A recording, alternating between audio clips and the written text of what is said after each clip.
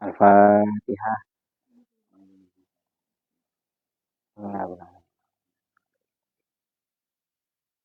Oh, benar. Bismillah, alhamdulillah, malikil khalaq al-waliyyi fala waliya wa al-fatih samad lam yalid wa lam yulad wa lam yakul lahu kufuwan ahad. Nahmaduhu wa nasta'inuhu wa nastaghfiruhu wa na'udzu billahi min syururi anfusina wa min sayyiati a'malina man yahdihillahu fala mudilla lahu wa man yudlil fala hadiya lahu. Allahumma shalli wa sallim ala sayyidina wa maulana Muhammad wa ala alihi wa ashabihi man tabi'ahum bi ihsanin ila yaumiddin. Amma ba'du. Rabbi shrah li sadri wa yassir li amri wa hlul 'uqdatam min lisani yafqahu qawli. Amma ba'du. Qala al-mu'allif rahimahullah ta'ala wa nafa'ana bihi wa madana dari wa anwarihi fi dharaini amin. Baik, kajian kita sekarang ini adalah kajian tentang hijab. Biasanya hijab ini kan terkenal hijraisme itu ya. Kalau teman-teman biasanya aktif di media, ada artis-artis hijrah itu ya. Hijab itu artinya penutup. Makanya teman-teman pakai kerudung itu kan disebut hijab. Kenapa? Karena itu menutupi kepala, menutupi rambut. Itu secara letterlek kalau dalam bahasa kita, secara bahasa. Baik, yang akan kita baca ini di hikmah yang ke 200 sekian. Yang berbunyi kaifa yahtajibul haqqu bi syai'in wallazi yahtajibu bihi huwa fihi zahirun wa mawjudun hadirun. Kaifa yahtajibul haqqu, bagaimana mungkin Allah itu terhijab bi syai'in dengan sesuatu. Wallazi yahtajibu bihi, sementara yang menghijab Allah dengan sesuatu itu huwa Allah sendiri fihi, dalam sesuatu itu tersebut zahir. Jelas, nyata, wa mawjudun, ada, hadir. Jadi hikmah ini sejatinya ini kan hikmah di jilid yang kedua. Di jilid pertama itu beberapa kali Syekh Ibnu Athaillah itu mengulang-ulang tentang bagaimana mungkin Allah itu terhijab. Ada beberapa aforisma yang hampir senarasi dengan ini. Kalau kita sepil ya teman itu ya. Kalau kita sepil misalnya satu ada itu kaifa yatasawwaru ayyuhjibahu syai'un wa huwa zahiru fi kulli syai'in. Itu salah satu. Jadi bagaimana mungkin Anda mengkonsepsikan atau kita salah paham itu, menganggap bahwa Allah itu terhijab, terhalang oleh sesuatu, sementara Allah itu zahir, sangat jelas, fi kulli syai'in, dalam segala sesuatu. Secara sederhana, kenapa kemudian Syekh Ibnu Athaillah ini kemudian mengulang-ulang atau seringkali menyebutkan hal demikian, atau beberapa kali dalam hikam itu justru ditulis tentang bagaimana mungkin Allah itu terhijab. Misalnya dalam redaksi yang lain itu sama dengan yang tadi, cuman redaksinya wa huwal wahid. Sementara Allah itu satu-satunya. Atau misalnya Allah itu ada sebelum segala sesuatu itu ada. Bagaimana terhijab? Mungkin nggak misalnya teman-teman ini lupa kepada Allah? Pernah menganggap Allah itu nggak ada nggak? Ketika teman-teman minum teh, teman-teman ingat Allah atau enggak? Nggak ingat itu. Jadi makanya dikritik oleh beliau, gimana kok Allah itu bisa nggak hadir? Yang membuat teh itu siapa? Oke lah, bibi misalnya itu. Pertanyaannya, bibi itu yang menciptakan siapa? Allah kan itu. Jadi bagaimana mungkin yang menciptakan itu kita lupakan itu? Padahal adanya sesuatu karena Allah itu yang ada nih. Makanya ketika ada orang misalnya lupa masalah, kemudian lupa berdoa kepada Allah itu. Ada problem apa? Kayak punya hutang. Jadi bagaimana mungkin hutang itu bisa menyebabkan Allah itu menjadi penghalang gitu. Karena ingat apa? Karena ingat hutang, Allah itu terlupakan, terhijab.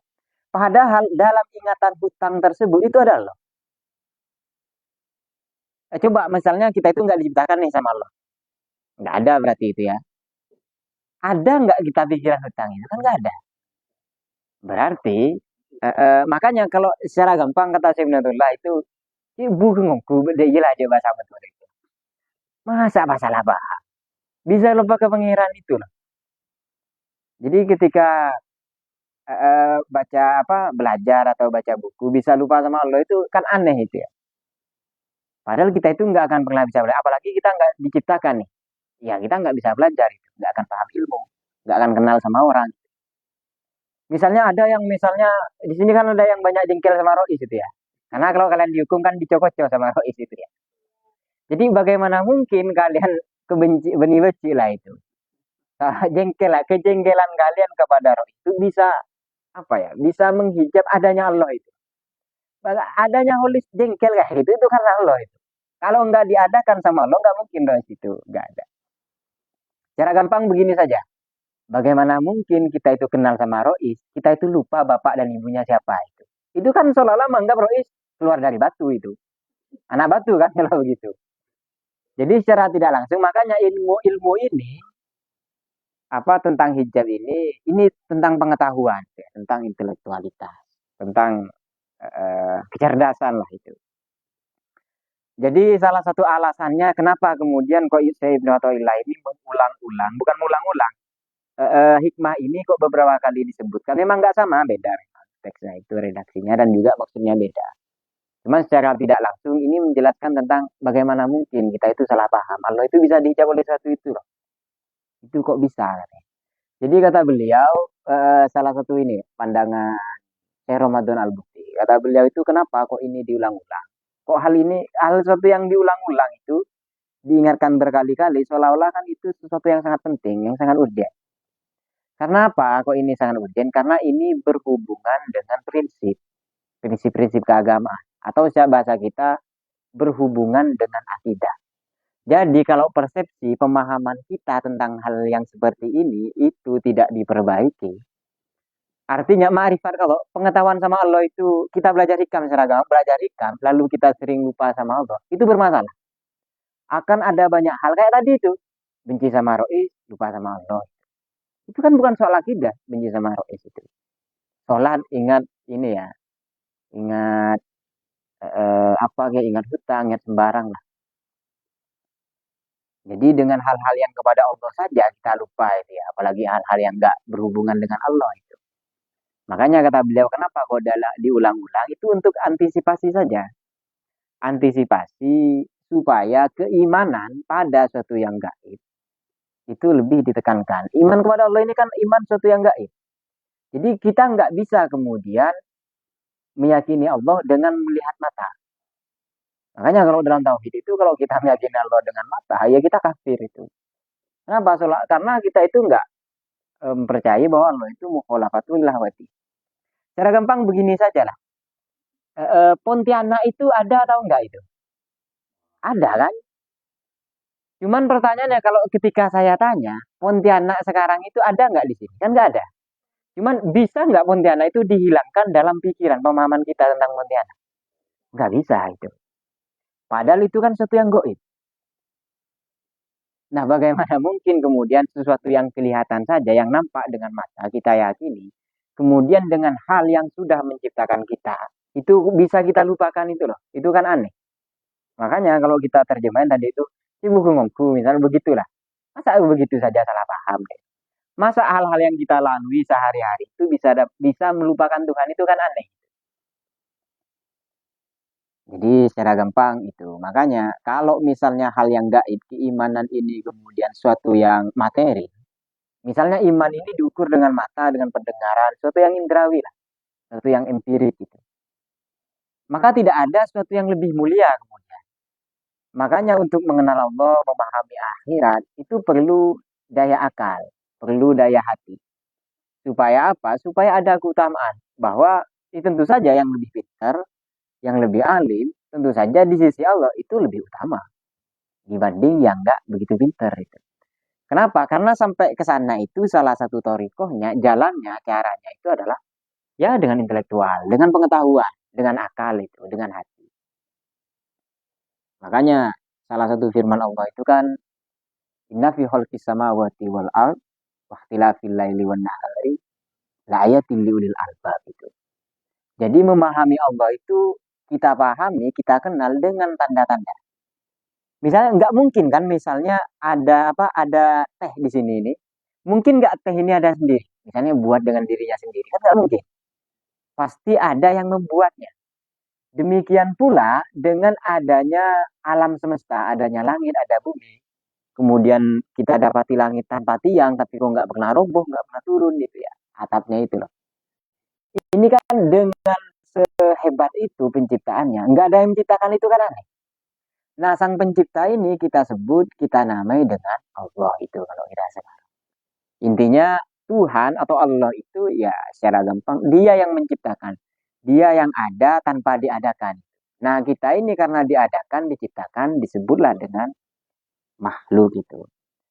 Jadi tak lain, kenapa kemudian keimanan ini kok pada satu yang gaib, mengenal Allah itu satu yang gaib. Ya, itu tak lain supaya di antara kita itu ada hal-hal yang lebih utama di antara hamba-hambanya Allah itu. Nah, untuk mengenal Allah itu salah satunya ya dikenal dengan tanda-tandanya. Eh, eh, Oke, kita lanjut. Kaifa yahtajibul haqqu ay Allah. Bagaimana mungkin Allah itu dapat terhijab? Maksudnya Allah itu bisain dengan sesuatu. Sesuatu ini banyak ya. HP termasuk HP ini, Mas. Jangan lupa HP itu juga bagian dari sesuatu. Pokoknya sesuatu yang selain Allah itu ya sesuatu itu. Mas Ali sesuatu juga. Kalau Mas Ali dengan saudaranya HP itu ternyata 1 sampai 5 jam lupa itu ya. Berarti ada sesuatu nih, Mas. Sesuatu yang justru menyebabkan lupa kepada Allah itu. Allah itu justru dihalangi oleh HP. Berarti kalau ada sesuatu yang dapat menghalangi, berarti yang menghalangi itu kan sesuatu yang lebih besar. Misalnya ada tabir di sini nih. Ada tabir di sini. Kalian kan nggak kelihatan, berarti tabir ini kan lebih besar. Berarti sesuatu yang menghalangi, berarti sesuatu yang lebih besar dong. Otomatis kalau HP justru menghalangi kita kepada HP itu lebih besar. Berarti Allah itu kan lebih kecil. Nah itu persepsi yang keliru yang kayak begitu. Itu pemikiran atau pemahaman yang keliru kata saya itu atau ilah itu. Kalau ada sesuatu atau secara gampang makhluk justru menyebabkan kita itu terhalang kepada Allah. Enggak sampai kepada Allah. Kalau misal kalau ini kan golongan kita, kalau golongan-golongan ulama besar, misalnya kritiknya gimana? Ulama mutasawwifin, mereka itu justru terhijab dengan usulnya, padahal usul ini kan perantara, bukan Allahnya. Justru dengan tujuannya pengen usul, pengen ma'rifah kepada Allah, justru usul dan ma'rifahnya itu justru menjadi penghalang. Padahal fokusnya Allah itu. Tujuannya apa? Sarananya ya ma'rifah, tasawuf, usul atau istilah-istilah teknis yang lain. Kenapa? Karena kalau misalnya usul tata cara tadi itu torikohnya itu justru menjadi penghalang seolah-olah itu kan yang lebih besar padahal tujuannya Allah. Kalau ulama-ulama fikih biasanya yang menjadi penghalang itu ulama fikih ini kan yang ini ulama fikih yang ini saja yang tekstualis, kalkulatif. Ya seolah-olah ya kalau misalnya saya sholat sunnah ini dapat ini begitu. Ya teknis dan taktis itulah. Jadi seolah-olah kebutuhannya justru menghalangi untuk sampai kepada Allah itu kan juga bagian dari dia. Makanya penting kemudian 3 matra, 3 elemen dalam pengetahuan Islam, ya tauhid, fikih, teologi ini dipadukan. Kalau cuma satu-satu nanti bermasalah salah satunya tadi itu kesalahan persepsi. Bisain ini apa saja? Syai'in itu yaitu al maujudatul uluwiyah wasufliyah, yaitu hal-hal yang ada ciptaan Allah yang tinggi dan yang rendah. Ciptaan Allah yang tinggi ini ya termasuk para rasul itu, para malaikat itu yang tinggi, yang disebut uluwiyah, yang disebut mulia lah, agung, tinggi itu. Yang sufli ya berarti yang bukan rasul ya termasuk kita, yang bukan malaikat itu. Atau orang-orang yang berakal, orang-orang yang cerdas gitu ya, intelektual. Nah, itu termasuk uluwiyah, orang-orang yang ditinggikan oleh Allah. Yang sufliyah yang tidak itu. Walazi ay walhal dan ada yang sekarang ini bisa dimanai begitu annal lazi yahtajibu, sejatinya yang terhijab siapa Allah itu bihi dengan sesuatu huwa ay Allah fihi zahirun. Padahal dalam sesuatu yang terhijab itu justru kan Allah itu zahir, sangat nyata di situ. HP yang membuat Mas Ahli ini terhijab, Allah itu nyata di situ. Nyatanya itu di sini ya, di mental, di pikiran. Bukan nyata Allah itu kemudian HP, berarti Allah dengan HP dong. Long Ria saja nggak mau, dia itu HP, HP itu dia nggak mau kan dia kan. Apalagi Allah itu. HP ini yang membuat siapa? Jadi secara gampang begini, adanya HP bisa nggak kita menghilangkan membuatnya? Bisa. Iya, bisa, nggak bisa. Enggak, kalau misalnya begini, bisa nggak HP itu membuat dirinya sendiri? Bisa. Nggak bisa. Kita yang hebat saja nggak bisa buat sendiri itu kan. Perlu ibu bapak itu. Jadi sesederhana itu. Jadi adanya Mas Ali ya kita meyakini berarti ada bapak dan ibunya itu yang membuat. Ada bapak ibu sampai ke atas, ada yang menciptakan, ada yang membuat. Jadi Allah itu hadir tampak sangat jelas ada di situ bahwa seperti misalnya ada kita melihat alam, melihat kita ini orang-orang seperti kita ini kita melihat itu otomatis secara tidak langsung dalam mental kita itu terkonstruk bahwa ya pasti ada penciptanya itu. Ya termasuk masalah. Karena kalau kita nggak dicipta nggak ada masalah. Makanya yang paling nggak bermasalah itu orang mati itu ya. Damai mereka. Karena kita nggak tahu mereka itu ceplos-ceplos semenjak malaikat kan itu. Padahal nggak tahu itu, makanya kita anggap damai. Menurut kita kan mereka aman. Nggak pernah teriak kan di kuburan itu. Nggak pernah minta kuota itu. Nggak pernah minta jajan. Walhalan yang sekarang ini adalah tajibullahu ta'ala liyuwa ay Allah fi zahirun ay zahirun fihi tusyahidu arbabul basoir. Jadi sangat nyata. Yang menyaksikan, yang bersaksi sangat nyata itu tusyahiduhu pada Allah yaitu arbabul basoir. Arbabul basoir itu ya mereka yang memiliki mata batin itu. Ya nurani atau hati yang jernih. Yang melihat itu. Arbab ini ya bisa juga termasuk ya ulama, arbabul basoir ulama.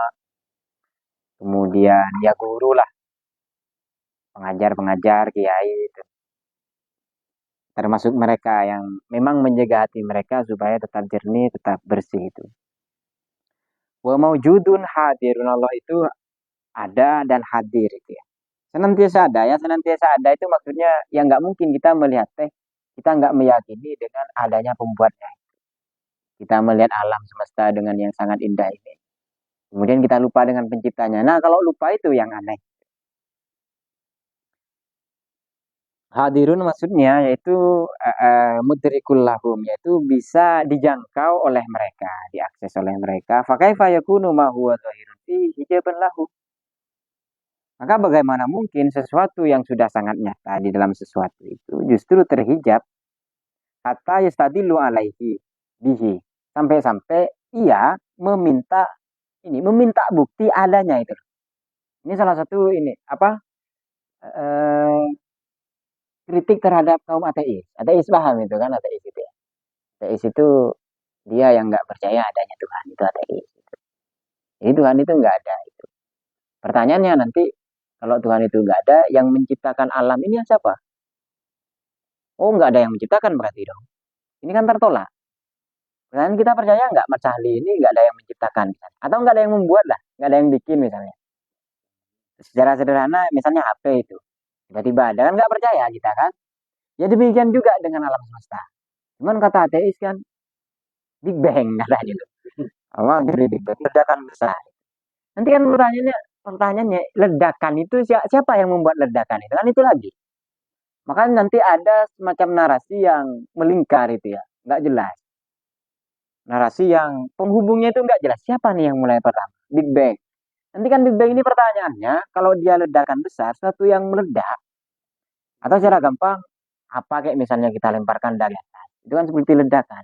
Pertanyaan ledakan itu ada nggak yang serapi semesta misalnya. Jadi itu tak masuk akal sekali itu.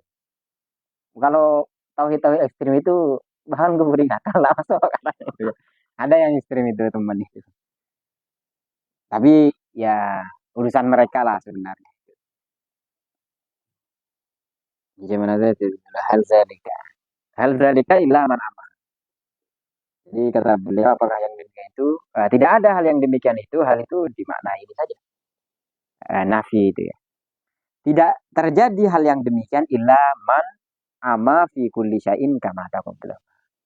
Jadi yang terjadi kata beliau orang yang atau sesuatu yang sudah sangat nyata, Allah itu yang sudah nyata, lalu meminta bukti mana nih adanya Allah. Jadi kata beliau, hal yang demikian kalau seperti itu terjadi, itu tak lain man ama fi kulli syai'in kama taqal. Itu orang yang buta. Orang yang buta mata hatinya kalau kita. Misalnya kita tanya ke orang buta, di sini ini ada HP atau enggak? Pasti dia bilang enggak ada. Kenapa? Karena enggak lihat itu. Makanya kalau ditanya Allah ini ada enggak sebagai pencipta? Bukan katanya. Berarti yang buta apa ya? Mata batinnya itu atau akalnya. Secara gampang begitulah. Jadi secara sederhana beliau itu mau memberikan kritikan bahwa sangat salah kaprah atau secara gampang otak kita, pikiran kita itu nggak dirawat kalau menganggap bahwa ada sesuatu yang menghijab kita sampai kepada Allah. Misalnya seneng gitu ya, main bola ngegol itu ya kan itu. Makanya kalau ngegol nggak bersyukur itu kan aneh, lupa terhijab dengan apa itu. Kalau yang main bola kan tahu, kalau penontonnya saja histeris itu kan. Makanya kalau lupa sama hal yang demikian itu dianggap aneh. Apa sebab? Karena kata Allah itu apa? Ma yakunu min najwa salasatin illa rabi'uhum. Itu illa huwa rabi'uhum wa khamsatin illa huwa sadisuhum. Apa yang awal itu? Apa? Alam taro annallaha ya'lamu ma fis samawati wal ardh. Bukankah kamu sudah tahu kata Allah bahwa sesungguhnya Allah itu tahu apa-apa yang ada di langit dan yang di bumi. Ma yakunu min najwa salasatin. Bukankah Allah itu apa? Jadi tidak ada Allah min najwa salasatin dari tiga orang yang membicarakan satu yang rahasia. Jadi secara gampang begini. Jadi Allah tade di antara orang dia gosip. Teman-teman sering ngerumpi kan gosip. Bahkan sekarang sedang ngerumpi kan di belakang. Jadi kalau kalian yang ngerumpi di belakang ini ada 5 orang atau ada 6 orang, yang ketujuh itu adalah Allah.